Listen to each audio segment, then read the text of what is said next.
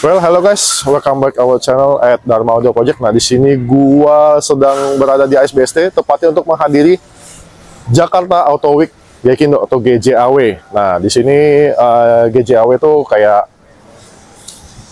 sedang berada di ICE ya. Sebelumnya kan ada di JCC Senayan. Karena ini skala yang lebih besar, merekan yang ikut juga lebih banyak dan banyak merek-merek baru juga. Nah, di sini gue bakal kasih tahu apa sih yang menarik dari setiap masing-masing booth. Nah, gue bakal tahu mobil menarik booth gue apa dan apa sih yang bisa kerjain. Nah, oke, make sure stay tune terus sampai akhir video ya.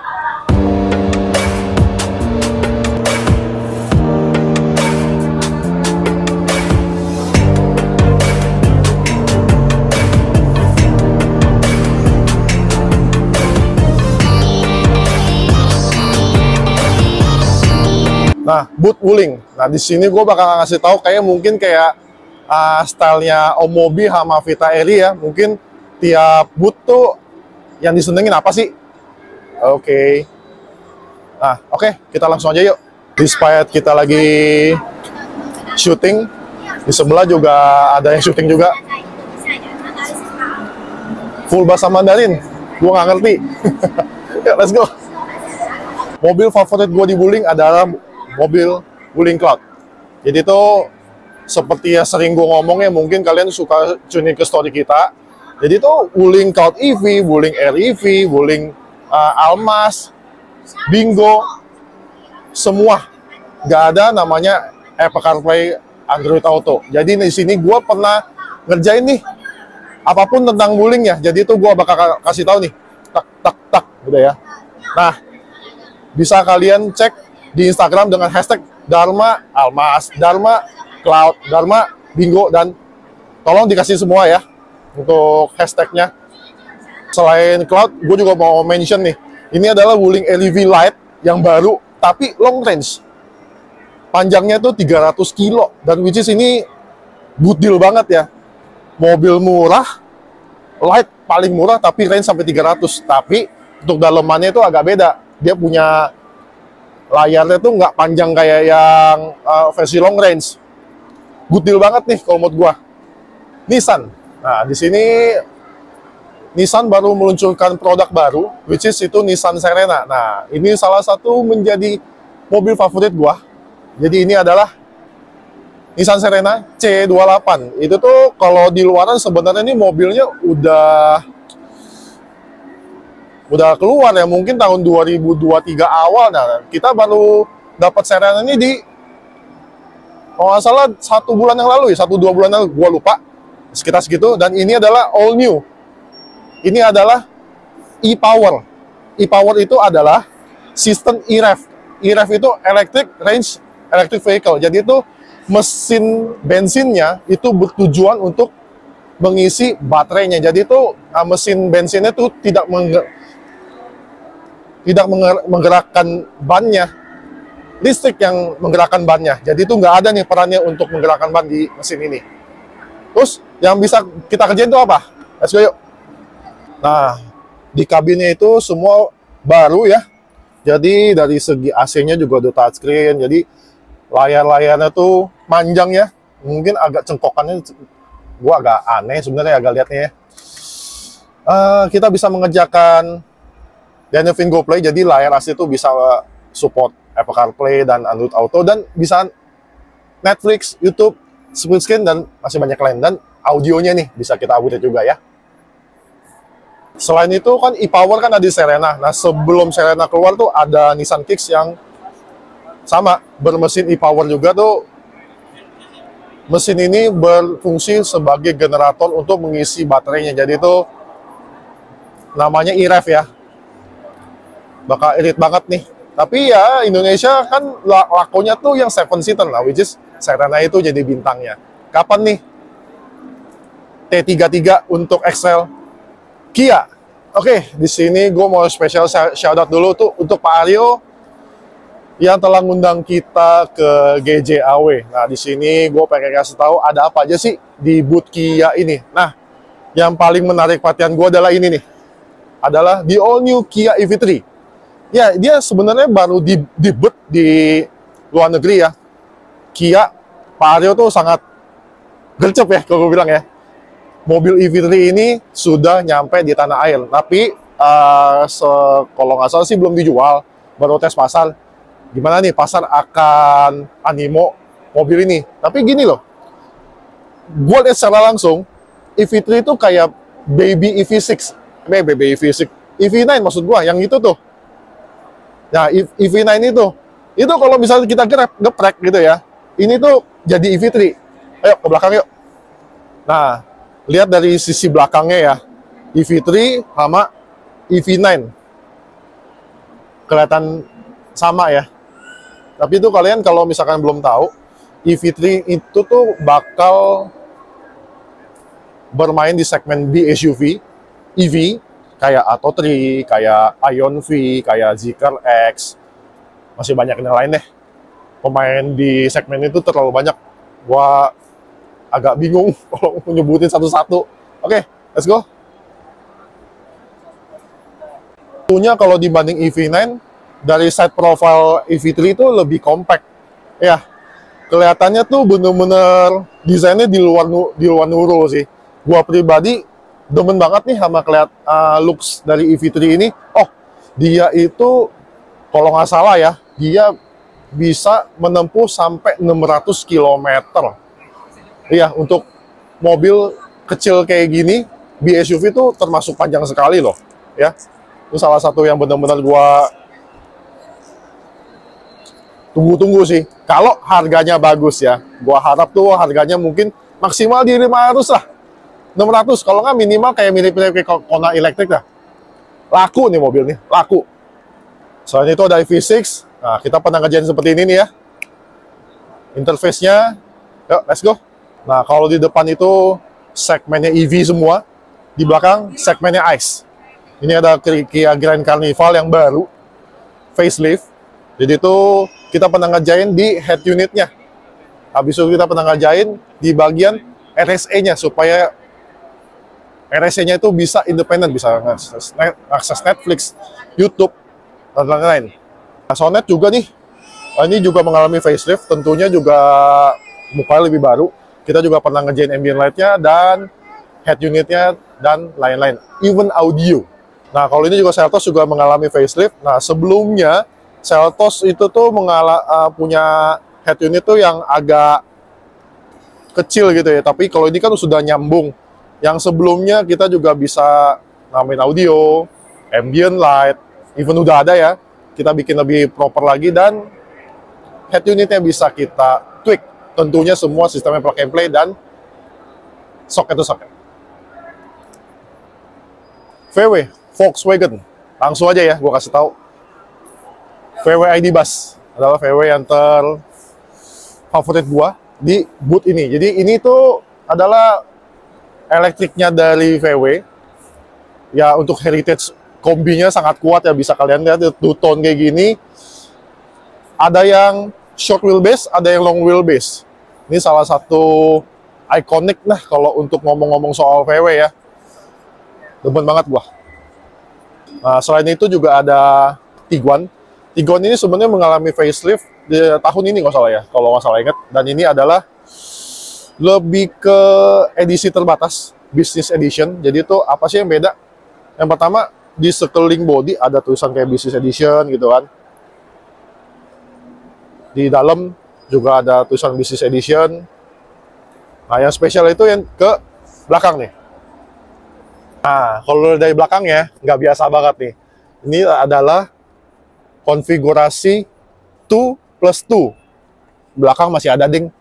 Kalau yang biasa kan dia ada nyambung gitu ya.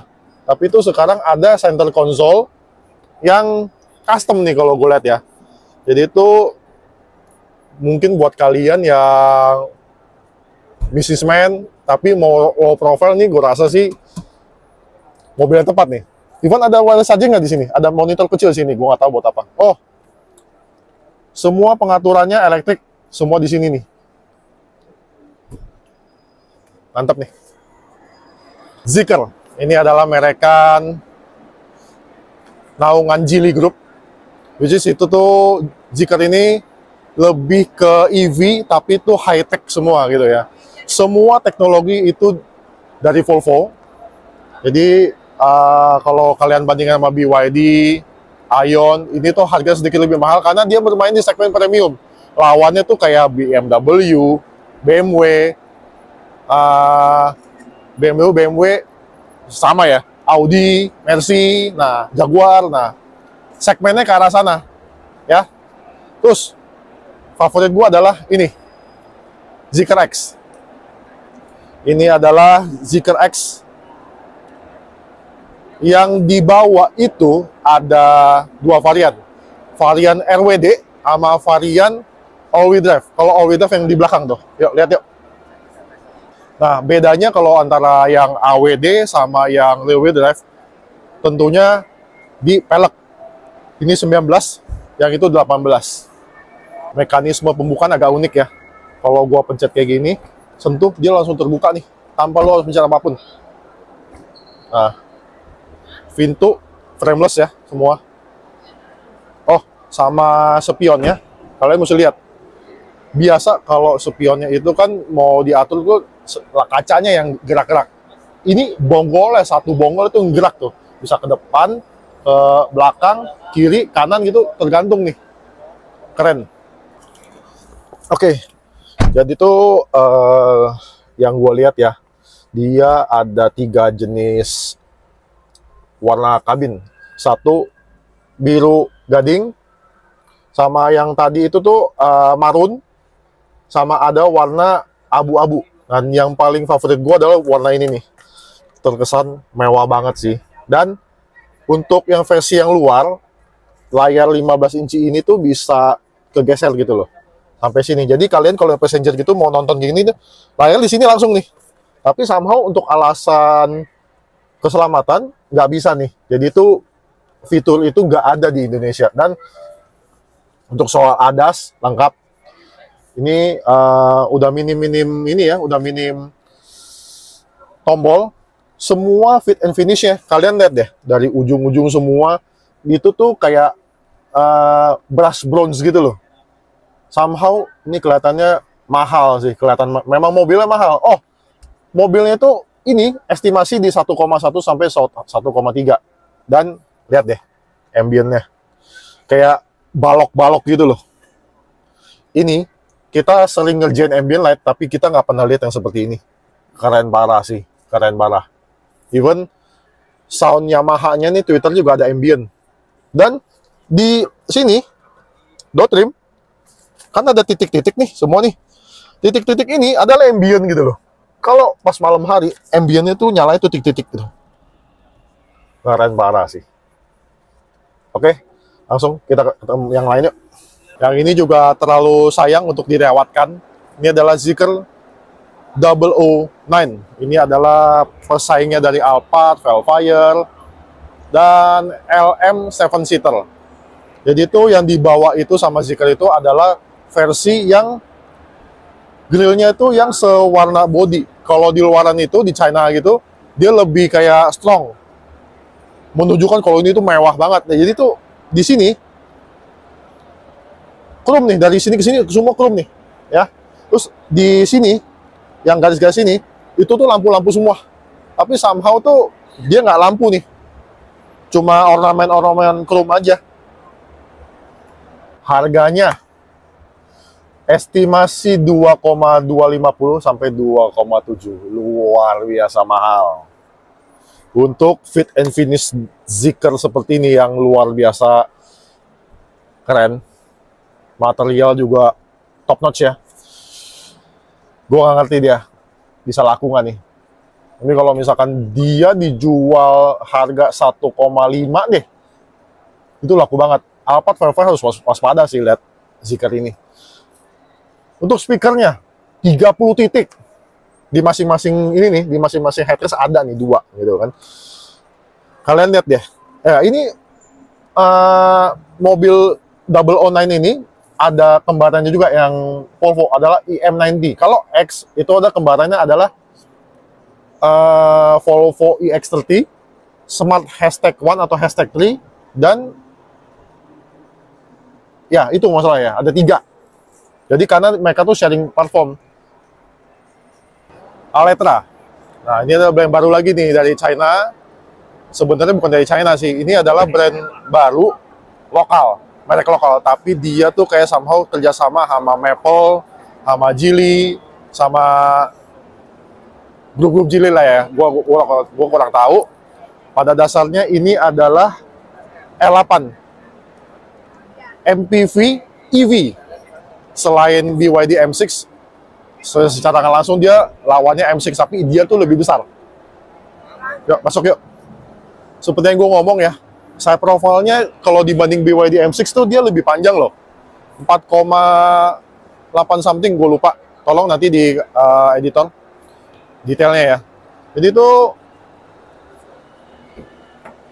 dalamnya somehow lebih kompleks kalau dibilang, kalau dibanding sama BYD M6 ya. Fit and finish cukup bagus. Tapi ya gimana ya kalau menurut gue ya, karena EV tuh mungkin ini approach-nya tuh lebih ke mobil konvensional. Karena kalian kalau yang pertama kali mau pakai mobil listrik tuh, kalau pakai mobil ini kayak kesannya, oh nggak berubah-berubah amat. Nah, approach itu yang dibawa sama Aletra ini. Jadi tuh, despite of yang mobil-mobil kayak bener-bener canggih, bener-bener floating tanpa tombol-tombol apa, mereka masih ada tombol nih. Untuk bagi kalian yang suka-suka tombol-tombol, penganut tombol, nah semua nih masih ada nih ya. Terus itu kayak bersneling apa segala, masih konvensional lah, gampang dimengerti lah ketimbang mobil-mobil yang lain. Ada ambient juga di situ, captain seat pula, ada AC belakang juga, tentunya juga ada USB-C sama USB-A untuk charging. Tentunya ke sana udah power back door. Dan ini adalah desain belakangnya dari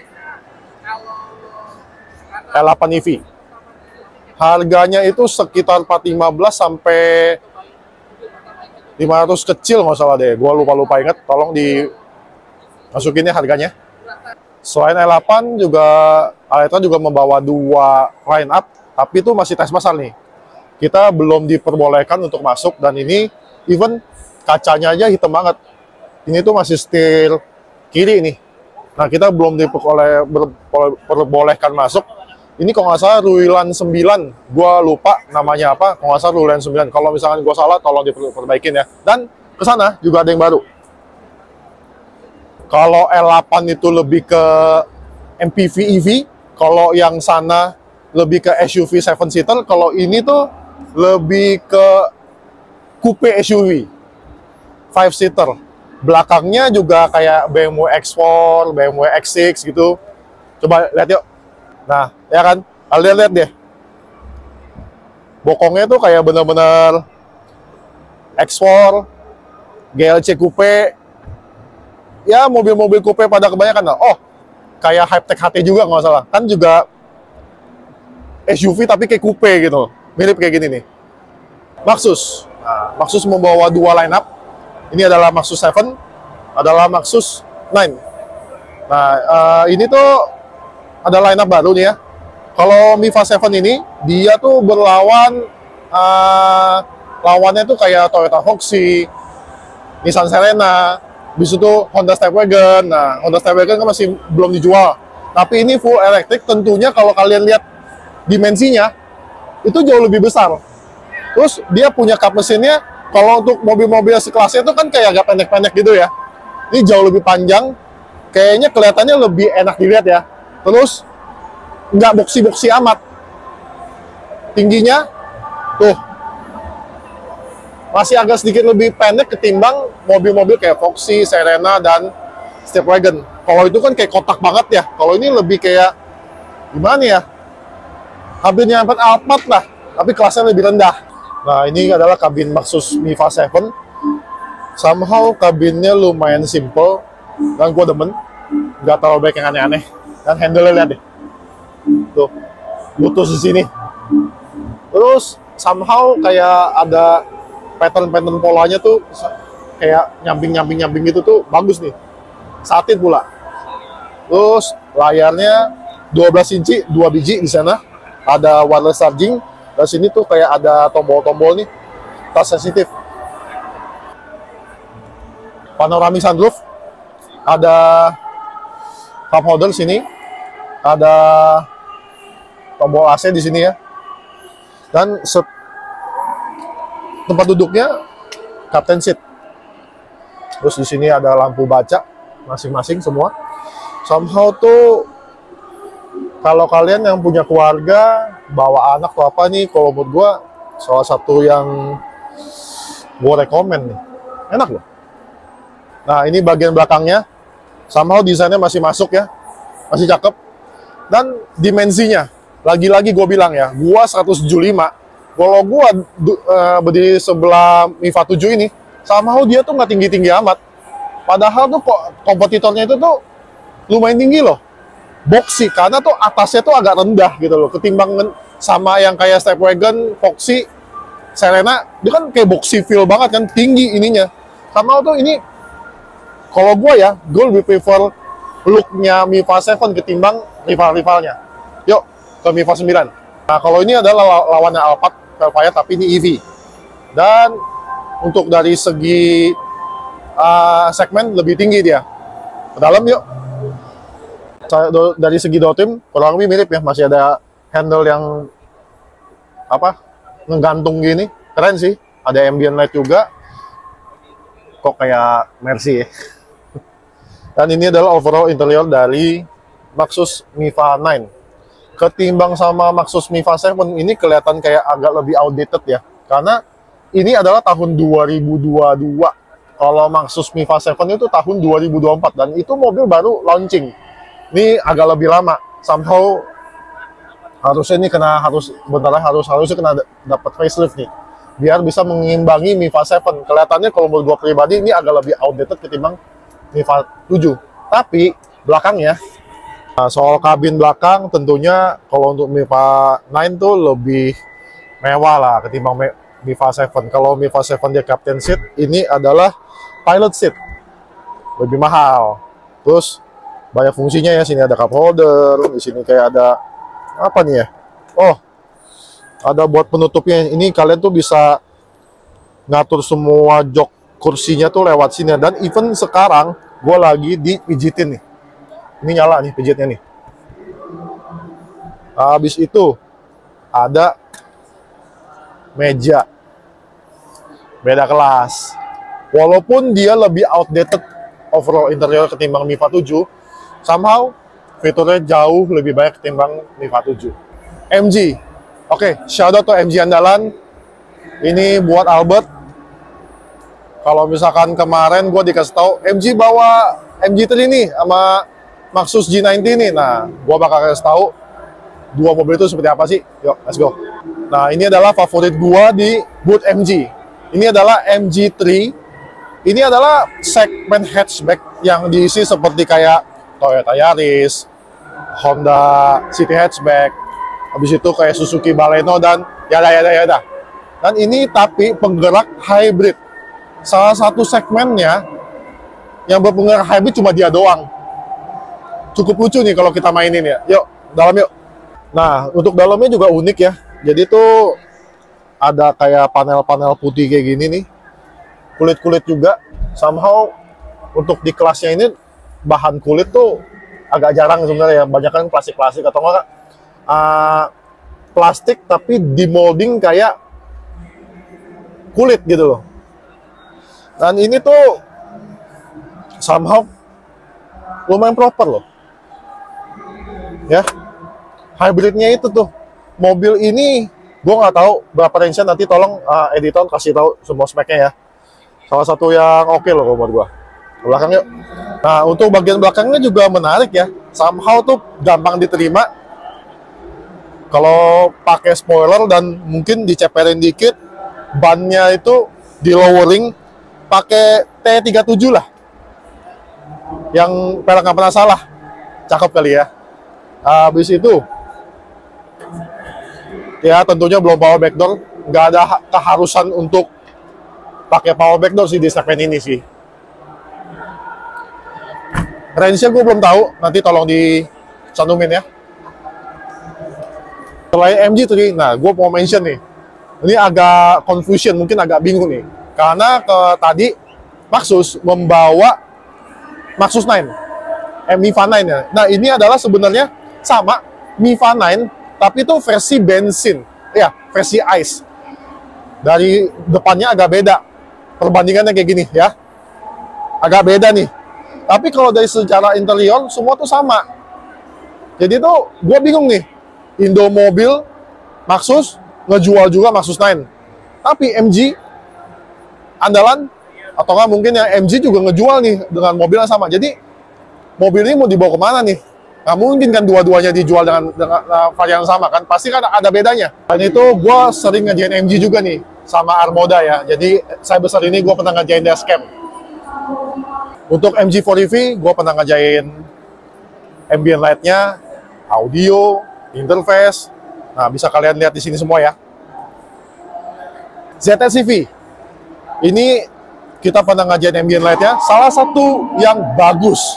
Kedua, gue pernah ngerjain audionya. Terus ketiga, gue pernah ngerjain power backdoor-nya. Karena ZS-EV mau yang ZS biasa, itu belum ada power backdoor. Even ada kick sensor pun ada. Citroen. Nah, ini favorit gue adalah sebenarnya C3 Aircross yang sebelah kanan gue ini. Sebenarnya C3 Aircross ini adalah versi LSUV-nya dari C3 yang biasa. E-C3 dia tuh kayak gimana ya? SUV kecil mikro gitu ya. Tapi ini tuh versi LSUV-nya. Somehow kelihatannya masih oke, masih keren. Perancis desainnya keren gitu ya. Tapi somehow masih banyak PR-nya. Karena lihat deh, ya masih banyak plastik sih. Tapi somehow untuk harga yang ditawarkan tuh bener-bener bagus sih. Dari segi eksterior sih, komod gua dibanding BRV, Rush, Suzuki XL7, dia memiliki paras yang paling cantik komod gua. Selain C3 Aircross, nah ini adalah Citroen Basalt. Ini adalah C3 Aircross yang dibikin kayak coupe SUV, tapi dengan harga kurang lebih 300-400 juta. Nggak usah 300-an. Tapi harganya itu belum diumumkan, belum dijual nih, baru tes pasar aja. Belakangnya yang beda. Kalau muka mah sama, kurang lebih mirip-mirip sama C3 Aircross. Mirip apa coba? GLC, BMW X-World, dan lain-lainnya, tapi harganya terjangkau. Selain itu, yang menarik adalah Citroen DS. Lucu nih ya.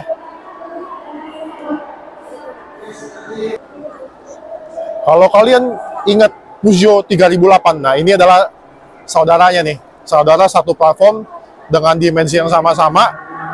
Tapi kalau buat gue dia lebih kalem, lebih meliuk-liuk, punya desain yang lebih berani.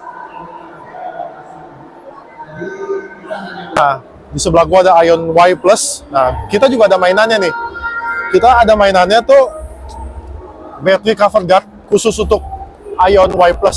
Karena tuh untuk melindungi baterai bawahnya terletak di bawah sini nih. Karena kalau baterai memang digaransi oleh Ion minimal 8 tahun lah. Tapi kalau misalkan baterainya itu rusak gara-gara user, percayalah, pihak GAC Ion juga nggak mau tanggung jawab dan nggak akan dikasih warranty. Nah, baterai cover guard itu berfungsi untuk sebagai asuransi kalian. Minimal, kalau kebentur, kalau ada kenapa-napa, yang kena itu tuh baterai cover guard kita dulu. Aman kan? Ada Ion Haptech HT juga, dan ini adalah yang versi gullwing-nya. Gullwing-nya itu tuh nggak jauh-jauh sama yang versi yang pintu biasa. Pintu biasa itu kalau nggak salah 685 juta. Ini kalau salah 800 setengah deh kalau salah deh. Harganya komod gua oke. Masih di bawah 1M, still oke. Tapi somehow gini loh. mekanisme kayak gini kan nggak bisa, nggak ramah sama semua tempat ya. What if kalau atap itu tuh tinggi, sayang nggak sih?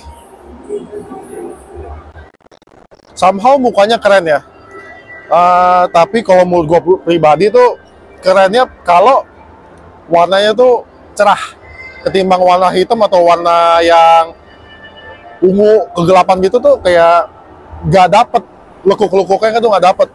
Somehow gini loh, dibilang ini mirip kayak Tesla Model X juga iya, ada Porsche-nya juga iya, jadi kayak ini satu gitu loh. Atau ini kayak kurang originalitas aja gitu loh. Tapi sama mobil ini bagus menurut gua. Neta. Nah, ini Neta membawa dua line up ya, karena yang ada itu adalah Neta X sebelah gua, Neta V di belakang atau sebelah gua tuh, sama Neta V2.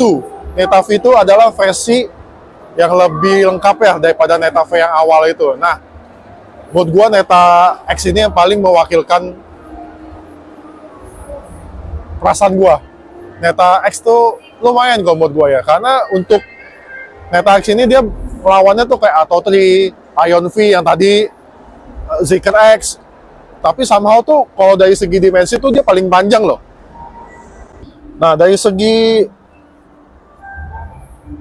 tempat belakang tuh lumayan oke loh ya. Terus ada suet-suet, ada kulit-kulit gitu kan. Somehow masih oke lah.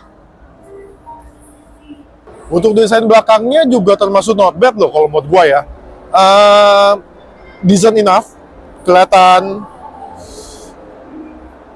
menarik kita di jalan lah. Dan logonya pun juga udah logo yang paling baru nih, Neta Global. Kalau yang Neta V kan logonya tuh di spell out gitu ya. Itu Neta lama tuh. Ini Neta yang global. Untuk pricing range apa gue cantumin di sini ya sebelah ya. Sama nih kayak Ion Y Plus. Gue juga punya nih battery cover guard khusus untuk Neta X. Sama tujuannya untuk melindungi sistem baterai di tengah supaya kalau terjadi terbentur atau materi-materi keras itu setidaknya baterai kalian tuh tetap aman gara-gara battery cover guard ini. Mazda. Nah, salah satu favorit gua adalah MX-30, MX-30. Ini adalah EV-nya Mazda yang pertama. Tapi sayang, mobil cakep, kodonya juga masih kuat gitu ya. Dia punya pintu freestyle door, mengingatkan kita kayak pintunya RX-8. Tapi sayangnya range-nya itu cuma 200 km doang. Itu tuh rivalnya seperti kayak Mini elektrik yang pertama, yang dari ICE dijanjikan ke listrik. Itu kan cuma 200 tuh. Sekarang udah lebih baru, 400. Nah, sayangnya cuma 200. Ya kalau buat kota-kota doang sih iya sih, tapi kalau untuk keluar kota, waduh, anggot-anggotan ya kalau pakai ini mobil. Sayang. Coba kalau misalnya Mazda ngeluarin EZ6 yang kerjasama sama Chang'an. Kalau menurut gua tuh itu menarik tuh. Kapan nih Mazda ngeluarin Mazda EZ6 ya? Nah, selain itu gue mau mention apa sih yang bisa gue kerjain di Mazda. Yang pertama, Mazda CX-5 Kuro AWD. Nah, gue selalu bilang Mazda tuh nggak pernah salah. Yang pertama gue pernah ngajain ambient light-nya. Di situ kalau Mazda biasa tuh nggak bisa sentuh layar ya, kalau lagi jalan di atas 10 km kita bisa sentuh. Tentunya sistemnya itu semua plug and play, nggak ada yang kita hack segala macam. Jadi garasi tetap aman, jadi lebih tenang lah. Jadi pada dasarnya tuh user-user Mazda ya mungkin relate, mobil layarnya bisa sentuh. Ini berlaku untuk yang versi yang monitornya belum besar nih. Layar bisa sentuh, tapi kalau di atas 10 km tuh layarnya nggak bisa disentuh sama sekali. Jadi kalau kalian lagi konekin Apple CarPlay atau nggak Android Auto nggak bisa disentuh. Nah itu tuh, aduh, nggak enak banget. Trust me, sebagai pengguna Mazda, gua juga kesel. Tapi mobil gua sendiri, Kuro Mazda CX-5 2022, pas saat jalan bisa sentuh. Terus ke sebelah ada CX-60 yang low spec. Lihat yuk. Ini adalah versi CX-60 yang premium atau pro ya, gue lupa. Ini dibanding sama yang AWD itu tuh lebih, bukan AWD juga nggak salah deh. Ini yang versi premium tuh speknya lebih minim ya. Ada beberapa tombol yang dihilangin tuh, kayak pendingin kursi, heater tuh semua nggak ada. Dan tetap gue sering ngomong Mazda tuh nggak masalah. Jadi tuh gue pernah ngerjain ambient light-nya seperti ini. Daihatsu. Nah, ini adalah satu mobil Daihatsu yang menurut gue culture parah sih. Bang Gofar, shout out untuk G-Hustle-nya, itu benar-benar keren sekali ya. Konsepnya tuh kayak mobil Amerika, MPV gitu kan. Bener-bener strong banget karena kesan klasiknya gitu. Tentunya peleknya juga punya Om Gofar nih, turbo Passat wheel. Ada aerodis ya. Kolaborasi sama tai lalat. Tentunya desain belakangnya juga nggak main-main nih. Kacanya sebenarnya kan full ya. Dibikin jadi cover nih. Kesannya tuh kayak bisa seakan-akan split door gitu loh. Logo GH Gofar Hilman. Di situ lampunya juga dirubah nih. Ganteng sih ya. Ada Sigra livery Omobi nih. Kolaborasi Daihatsu sama Omobi nih. Nah, gua di booth Subaru. Mobil yang favorit gua adalah ini nih. Subaru BRZ Drift Edition by Garage Drift. Dipo, Ziko, shout out.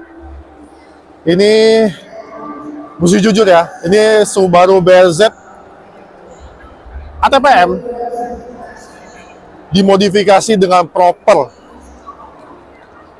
Karbon-karbonnya dari GD Carbon ya, katanya mereka kan baru nge-launching produk baru GD Carbonnya dia kan. Nah, untuk bumper-bumpernya kayak ada efek kayak perahu kertas ya, nggak salah ya. Perahu kertas, kapal kertas maksudnya ya. Cakep loh ini loh. Ban BF Goodrich. Kalau soal fitment gitu, Garage Drift udah paling nggak pernah salah deh. Kalian lihat fitmentnya, rata body, ini udah di lowering. Jadi kalian lihat fitmentnya tuh bener-bener, aduh, ganteng sih, nggak ada obat. Ke belakang lagi ada kayak panel karbon juga, ada logo GD baru nih. Terus side skirtnya tentunya karbon juga. Sampai ke belakang sini, ke dalam ada logo Drift Edition 105, karena ini cuma ada 5 unit aja. Di buritan juga, aduh, gue speedless ya. Kalau BRZ biasanya tuh pakai ducktail gitu kan, udah biasa. Kali ini sama Garage Drift pakai kayak wing gitu ya. Somehow wingnya itu tuh sesuai banget sama desain dari buritannya BRZ. Melengkung ini, katanya ini tuh Ziko ikut andil dalam mendesain Explorer ini. Keren sih. Terus tetap ada logo Drift Edition-nya juga by Garage Drift. Wah, keren sih. Habis itu di bawahnya itu juga berlanjut karbon-karbon lagi. Nggak ada obat sih. Ada yang mau nggak? Katanya udah habis nih. Jadi kalian kalau yang beli mobil ini spesial dari Garage Drift, kalian dapat kayak sertifikat ya. Benar-benar legit sih. Dan dapat kayak mainannya Berziko loh. Kesannya tuh benar-benar legit sih. Tadi kalau di situ ada Om Dipo-nya langsung di situ tuh, sama Feral, anaknya Om Fitra di situ. Booth Chery. Nah, favorit gua adalah ini nih. Mobil baru dari Chery adalah Chery J6, atau enggak kalian bisa tahu tuh namanya tuh iCar 03. Somehow dirubah namanya supaya mungkin lebih familiar ketimbang namanya iCar 03. Jadi di sini adalah Chery J6, atau enggak namanya JQ J6 masalah. Nah, Ini salah satu yang gua demen. Oh, gua mention dulu. Untuk permainannya, kita juga punya nih battery cover guard yang untuk melindungi sistem baterai di tengah. Sama kayak Neta X, sama kayak Ion Y Plus. Nah, ini untuk varian yang ada di sini, itu adalah varian IWD atau enggak 4-wheel drive. Dan sebenarnya gua ngelihat mobil ini bukan sekali ya. Sebenarnya udah 2-3 tahun lalu gua tuh ke Guangzhou atau ke Shanghai, gua udah lihat nih mobil ini. Pertama yang gua rasakan melihat mobil ini adalah, oh, gua teringat Jimny. Jimny kalau dilistrikkan ya kurang lebih begini nih, tapi somehow lebih proper lah, lebih cakep. Dalamnya juga, wah, beda. Dengan fit sama finishnya tuh beda total. Dan kalian lihat deh, ini bukan tempat ban serep, tapi ini tuh kayak buat ada ini ya, buat tempat ngecas apa, ada barang-barang tuh bisa kalian tahu di sini. Terus pembukaan sampingnya sama kayak yang mobil-mobil pada umumnya, nggak terlalu gede, tapi ada subwoofer di sini dari Infiniti. Nah, kalau kalian lihat yang di bagian sini-sini nih, habis itu dan di tangga-tangga di sini, itu adalah opsional. Bisa nambah. Nanti kalau kalian beli itu tanpa ini nih semua nih. Yuk ke dalam. Kenapa gua suka sama Chery Z6 ini? Fit finish material itu bener-bener wah banget sih. Kulit-kulit. Ini juga semua kulit. Di sini tuh ada ambientnya, audionya dari Infiniti, konfigurasinya two-way. Di sini Twitter, di sini mid bass dari Infiniti. Pencetannya buat ini ya, buat buka pintu. Kalau lihat dari sini, keinget kayak Defender gak sih? Tetap ya, layarnya itu 15 inci, kayak mobil-mobil Tiongkok pada umumnya. Ada wireless charger juga, dan ini nih setirnya nih. Two-tone, ada hitam, ada hijaunya di dalam, ada logo I-nya juga. Logo I di mana-mana. Depan, dalam, tengah, banyak semua ya, tapi dia ngomongnya itu Chery. Ada wireless charger di sini. Setirnya tuh kayak segi 6. Ya. Harganya itu gua cantumin di sini. Tentunya itu dari 500 kalau salah sama 600. Nah, kalau 600 itu tuh kalau salah ada varian Phantom Edition. Itu adalah versi yang lebih sangar lah dari J6. Karena ini IWD kan yang paling tinggi. Di atas IWD ada Phantom. Nah, kalau ini adalah versi Phantom. Bedanya tuh di grill. Ada LED, warna kuning dan nggak bisa diganti warna. Terus dari segi bumper agak beda. Terus di side yang sini juga agak beda nih, mengingatkan gua kayak G-Wagon ke sini, ada lubang-lubangnya sini, tapi lubangnya fake ya. Pelek lebih gede. Terus ada mungkin ini side marker ya. Sign kali atau enggak mungkin fake kali, gua nggak tahu. Dan panel spakbornya juga menyambung lagi di sini ya. Kesannya tuh lebih berotot lagi. Tetap ada ini juga buat penyimpanan terbuka tuh. Terus juga ada roof rail ya. Bumper belakang juga agak-agak beda. Terus kalau nggak salah warnanya tuh hitam only. Nah, untuk BYD memang dia nggak ada mobil baru. Nah, gua kasih tahu aja kita bisa ngerjain apa di BYD. Yang pertama, di Dolphin ini kita menambahkan dashcam. Di sini ada lubang sebenarnya, ada tempatnya, tapi somehow tuh kagak ada kameranya. Kita ada memang kamera, memang retrofit khusus untuk BYD. Akan kita pasangin di sini bisa nih. Jadi nanti muncul gambarnya dari layar aslinya. Bisa untuk seal juga. Nah, nanti dia bakal muncul di layar asli. Jadi itu kesannya lebih original. Semua gambar yang terekam di sini kita bisa akses melewati di sini. Mau jam berapa, mau tanggal berapa. SIM cardnya, SD card-nya kita masukin di bawah situ. Untuk interface, gua juga nambahin Dynavin GoPlay, jadi di layar asli bisa ngakses seperti Netflix dan lain-lain ya. Dan itu juga bisa buat BYD Seal, BYD Auto 3, BYD M6, semua BYD bisa. Sama seperti yang lain-lainnya, untuk BYD Dolphin kita juga ada nih battery cover guard-nya. Jadi tugasnya untuk melindungi sistem baterai di bagian tengah supaya tuh lebih aman lah kalau ada posisi tidur yang tinggi atau nggak mungkin batu-batu, setidaknya baterai kalian aman. Ada juga buat Seal, ada juga buat Auto 3, sementara itu. Untuk BYD M6, kita juga pernah nambahin interface GoPlay sama yang tadi, dan kita update lagi ambient light ya. Memang sudah ada ambient light-nya di bawah-bawah sini, tapi itu nanggung banget, kesannya minim banget. Gua upgrade jadi lebih proper. Toyota.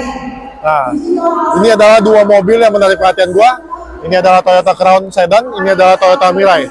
Yang ini adalah hybrid, ini adalah full cell EV atau enggak hidrogen. Jadi tuh kalau Toyota Crown ini dia nggak cuma satu nih modelnya. Jadi dia tuh yang pertama-tama ada Crown crossover, which is gue juga pernah kerjain seperti ini. Ya, habis itu ada Crown Sport. Crown yang modelnya tuh hatchback, lebih sporty. Nah, baru ada Crown Sedan, yang pada julukannya sebenarnya Crown itu sedan, aristokrat gitu, mewah gitu, di atas Camry. Habis itu ada Crown Signia. Itu adalah Crown yang berbentuk SUV. Kalau kalian tuh yang nggak mau Crown tapi maunya yang gede gitu, Signia pilihannya. Untuk dimensi dia mirip-mirip kayak apa ya, Camry tapi melar, agak melar. Karena kenapa? Di bagian panjangnya sini nih agak lift back gitu loh. Somehow mungkin agak lebih ke S-Class tapi nggak ke S-Class banget gitu loh. Saya 7 tapi lebih minim dikit lah ukuran nanggung. Itu ada Toyota Rangga, which is ini adalah pickup sebenarnya. Tapi mungkin Toyota kasih tahu ya, somehow kalau misalnya Toyota Rangga tuh dibikin SUV tuh ya seperti ini. Jadi itu menarik nih. Dia namanya Hilux Rangga. Somehow kalau misalkan Toyota bener bikin mobil ini menjadi SUV, bisa nih segmennya di bawah Innova Zenix, atau enggak mungkin kayak Fortuner kecil lah, Fortuner Mini.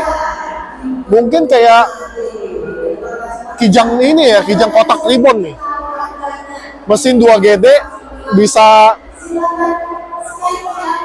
di ini lah, bisa di kotak-atik lah.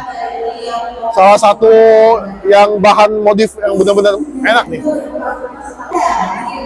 Untuk Toyota Alphard juga kita banyak mainannya, seperti side step di sini yang lebih rendah 20 cm ke bawah supaya gampang naik. Habis itu kita tambahin interface di depan supaya bisa aksesnya di roof belakang. Ada remote-nya juga, ambient light, peredam total, masih banyak yang lain. Di Z4X, pause ya, bisa kasih link nanti di sini.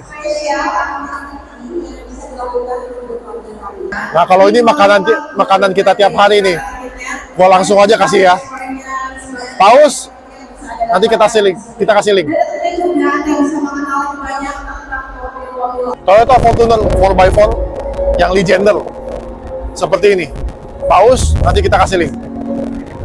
Nah, itu sekian dari muter-muter GJAW.